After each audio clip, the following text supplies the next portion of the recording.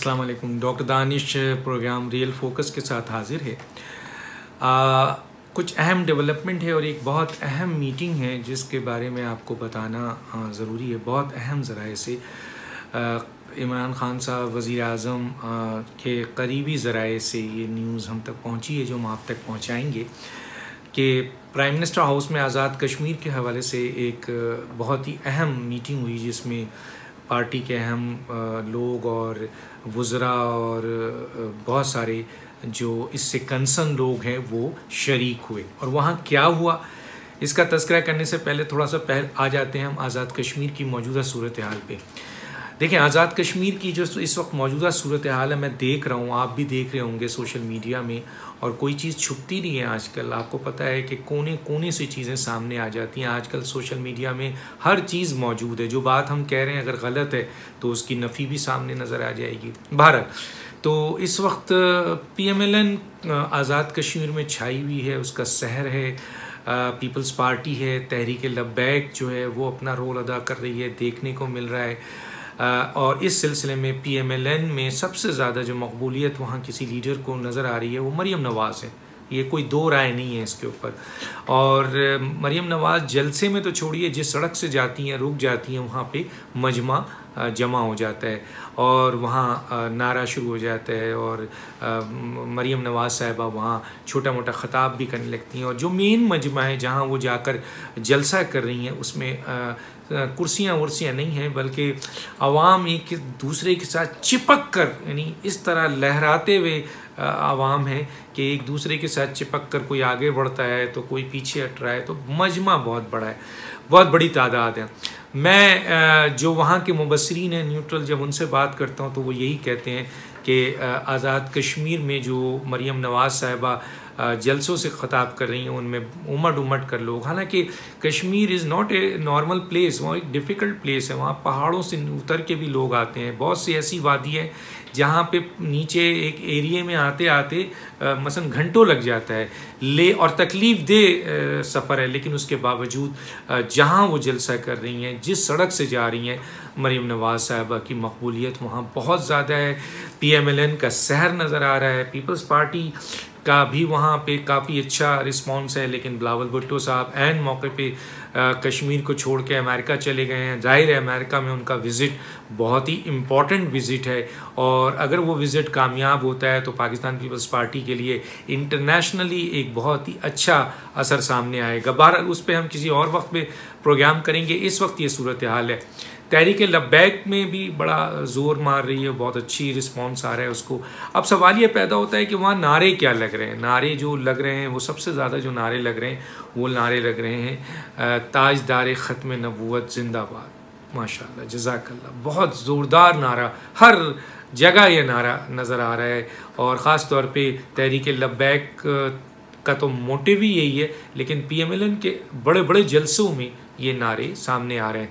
दूसरा नारा जो लग रहा है वो है कि कश्मीर का सूबा नामंजूर, यानी कश्मीर साजिश का इंकशाफ हुआ। हमें भी पता चला है, मरीम नवाज़ साहिबा ने भी वहाँ कहा है, बिलावल भुट्टो साहब ने भी कहा है, दूसरे पार्टी लीडर्स भी बोल रहे हैं कि PTI को यहाँ जिता कर धांधली के ज़रिए 2/3 दिलाकर जो है वो एक बहुत बड़ी साजिश की जाएगी। जिस तरह सकूत कश्मीर किया गया, जिस तरह CPEC बंद किया गया, जिस तरह स्टेट बैंक ऑफ पाकिस्तान को गिरवी रख दिया गया, जिस तरह मईशत को ख़त्म किया गया, जिस तरह न्यूक्लियर प्रोग्राम के ऊपर अब धावा बोला जा रहा है, जिस तरह ख़त्म नबूवत के ऊपर कोशिश की गई कानून को ख़त्म करने के लिए, उस तरीके से जिस तरह फाटा को किया गया, अब जो है इसको आपके सूबा बनाने की कोशिश की जाएगी। लेकिन बज़ाहिर जिस तरह अवामी रद्द-ए-अमल है और नारा है कि कश्मीर सूबा नहीं बनेगा, उसकी अपनी हैसियत को कश्मीरी तब्दील होने नहीं देंगे, ये नारा लग रहा है। इसके साथ जो नारा लग रहा है वो नारा लग रहा है वोट को इज़्ज़त दो, बहुत बड़े पैमाने पे नारा लग रहा है। उसके बाद एक नारा है जिसे बताने में कोई हर्ज नहीं है, बहुत बड़ी तादाद में लग रहा है PMLN और पीपल्स पार्टी इवन के लब्बैक में कि इमरान खान कश्मीर फ़रोश का नारा लग रहा है। इसके साथ साथ वज़ीर आज़म नवाज़ शरीफ और वज़ीर आज़म मरीम नवाज़, ये मकबूल तरीन नारे हैं इस वक्त आज़ाद कश्मीर के। आप इनके जलसे देखें, आप रोड पे देखें, यही नारे आपको नज़र आ रहे हैं, इसमें कोई दो राय नहीं है। और अगर कोई इससे डिफ़र करता है, कहता है नहीं जी ये मकबूल नारे नहीं लग रहे हैं, तो आप मीडिया में देख लीजिए। आप कहें तो एक दिन मैं पूरा आपको वीडियो यहाँ पे भर देता हूँ कि जी ये देखें ये वाला, और इस दिन मैं इंशाल्लाह आपको वो वीडियो में दिखा दूंगा जो लोग इसकी नफ़ी करना चाहेंगे। और अगर फ़र्ज़ कीजिए कि पीटीआई का कोई बहुत बड़ा जलसा हो रहा है, कि पीटीआई के जलसे की हालात ये है कि कुर्सी रखने के बावजूद भी लोग मौजूद नहीं हैं। मुराद सईद हैं, अली अमीन गंडापुर हैं, और इस वक्त जो हैं वो क्या नाम है, चौधरी तनवीर साहब हैं, मैंने जो कहा था, जिन पर संगीन इल्ज़ाम है, बहुत ख़तरनाक इल्ज़ाम है, और पीटीआई उनको यहाँ पे रिप्रेजेंट कर रही है एज ए वज़ीर आज़म अगर ये जगह जीतते हैं। लेकिन पर और वो साइबर क्राइम्स में भी है, जैसे मैंने बताया एफआई में, और कोर्ट में भी गया हुआ है। और अगर कोर्ट ने एफआईआर काटने का हुक्म दे दिया तो फिर इनके लिए तो बहुत मुश्किल है कि इलेक्शन कैंपेन कर सकें, वज़ीर आज़म तो बहुत दूर की बात है। बहरहाल वहाँ पे लोगों की तादाद बहुत मायूस कुन है। कोई ऐसी वीडियो दिखा दें जो मरीम नवाज़ के मुकाबले की वीडियो है, या बिलावल की, या ख़त्म नबूवत वालों तहरीक लब्बैक के मुकाबले की कोई वीडियो है तो लाएँ दें, हम वो भी चला देते हैं, लेकिन करंट होना चाहिए। अली अमीन गंडापुर की जो जलसे कर रहे हैं, मुराद सईद जो कर रहे हैं, वो कुर्सियों रखी हुई हैं, उसमें भी लोग मौजूद नहीं हैं, और उसमें भी बदमज़गी हो गई। आपने सुना होगा कि वहाँ पे लोगों ने रद्द अमल दिखाते हुए जूते उछालना शुरू कर दिए हैं। ये एक रिएक्शन बहुत बड़ा आया है।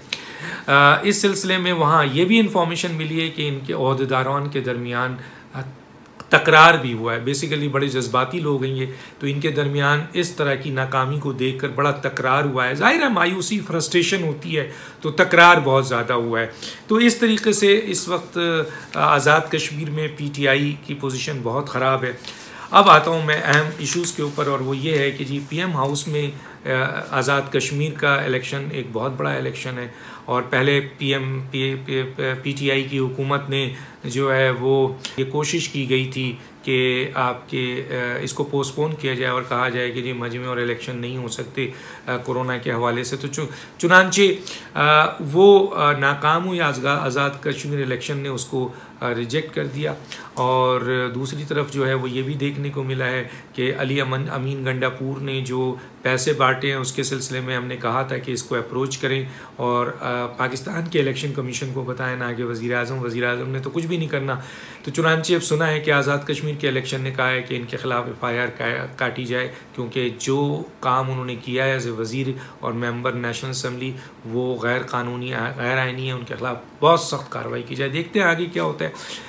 तो सूरत हाल ये है कि कुछ भी नहीं है। तो पीएम हाउस में जब ये इजलास हुआ और आज़ाद कश्मीर के इलेक्शन के हवाले से कि जाहिर है प्राइम मिनिस्टर ने जाना है, उन्होंने ऐलान किया है कि मैंने वहाँ जाना है।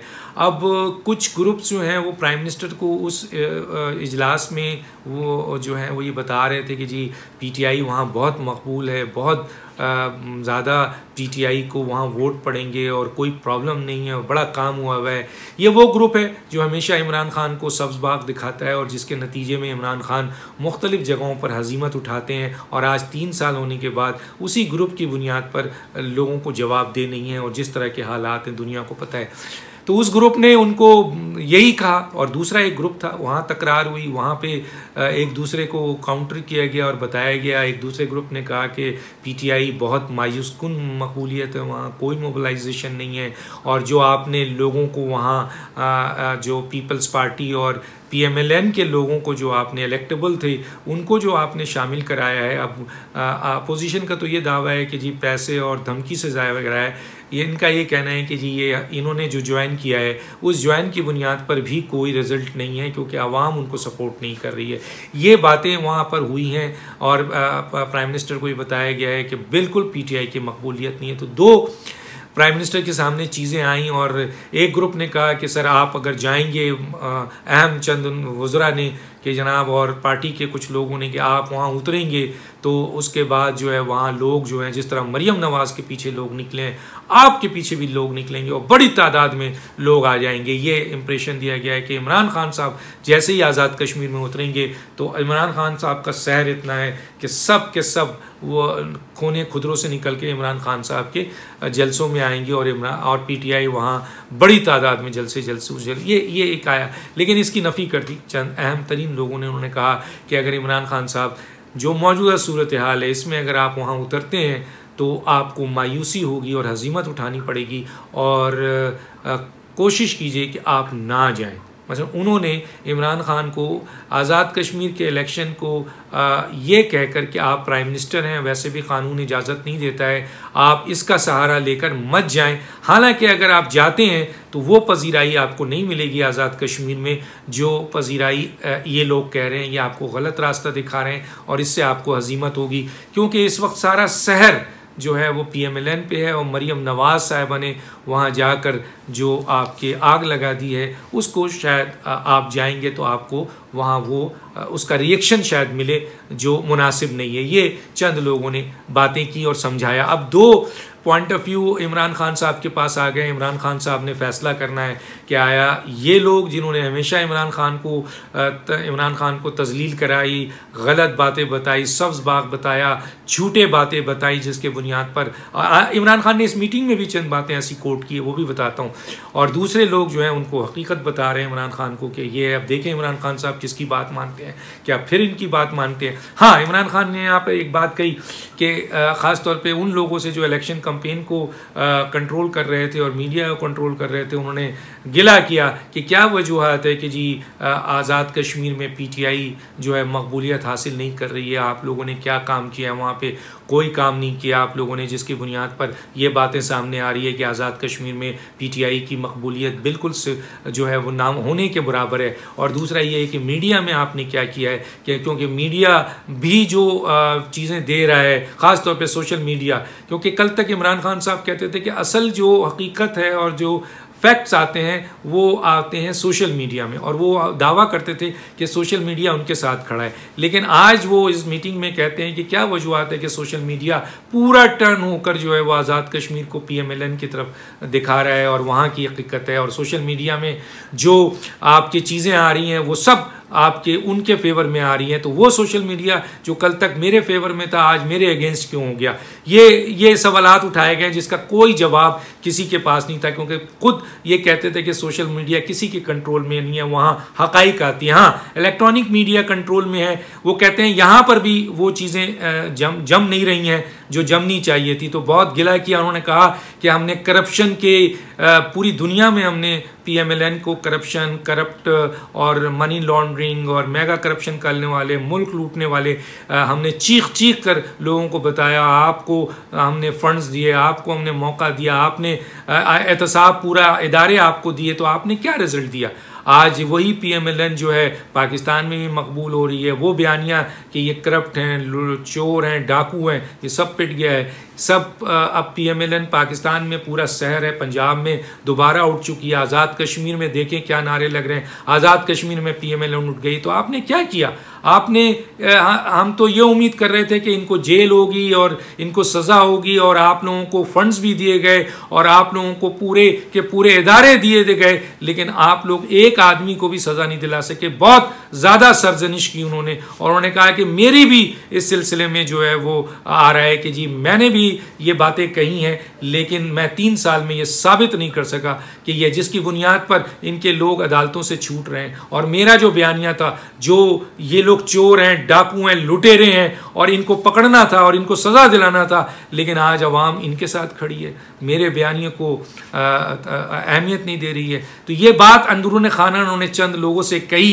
कि ये जो मैंने किया 3 साल में उसके अगेंस्ट रिजल्ट आया है। PMLN फिर से मकबूल हो गई है, ताकत पकड़ गई है, और मियां नवाज शरीफ साहब, मरियम नवाज, शहबाज शरीफ और उनकी पार्टी और अपोजिशन तो फिर एक दफ़ा जो है अवाम के दिलों के राज करने हैं और ऐसे नारे आ रहे हैं। तो ये बहुत गलत हुआ है और उस पर बहुत सरजनिश की उन्होंने। और अब ये देखते हैं कि इमरान खान साहब इस मीटिंग के बाद जो हक़ाइक़ उनके सामने आया क्या फ़ैसला लेते हैं, जाते हैं या नहीं जाते हैं या इस तरह इलेक्शन लड़ते हैं। ये थी चंद बातें। डॉक्टर दानिश को इजाज़त दीजिए। अल्लाह हाफ़िज़।